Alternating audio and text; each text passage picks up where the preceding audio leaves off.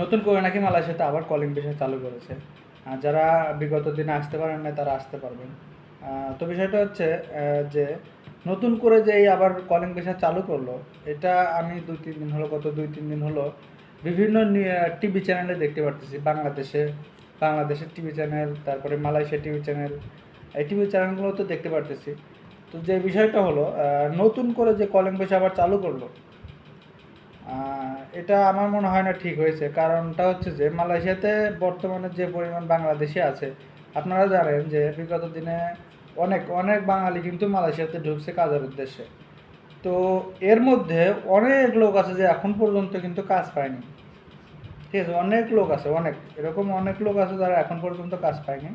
তারপরেও যদি আরও লোক আসে এই কাজের উদ্দেশ্যে মালয়েশিয়াতে, তো বলে নেই, এটা হচ্ছে আপনার পাম বাগান আছে যে আমরা পাম তেল যেটাকে বলি, ওই পাম বাগানে যারা কাজ করে আর কি, ওখানে লোক নিবে।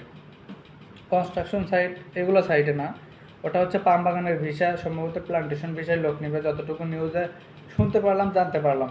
তো যাই হোক, যদি এখন অনেকে আছেন যে যারা আসতে চান, অনেকে যারা আসতে চান, আমি তাদেরকে বলবো, আমি না করলে তো আর কেউ আশাবাদ দিবে না। তো যাই হোক, যদি কেউ আসতে চান তাহলে অবশ্যই যাদের নিকটস্থ আত্মীয় আছে, একদম কাছের লোক আছে, তাদের সাথে কথা বলে তারপরে মালয়েশিয়াতে আসবেন। কারণ আপনারা জানেন যে বিগত দিনে যারা মালয়েশিয়াতে ঢুকছে, এর মধ্যে অনেক লোক আছে কিন্তু এখন পর্যন্ত কাজ পায়নি। 1 বছর হয়ে গেছে, অনেকে আছে কাজ কাম করতে পারেনি। তাদের অবস্থাটা একবার ভাবুন যে কী অবস্থায় তারা আছে। 1 বছরে যদি কেউ কাজ না করতে পারে, এই বিদেশে থাকাটা কতটা ডিফিকাল্ট।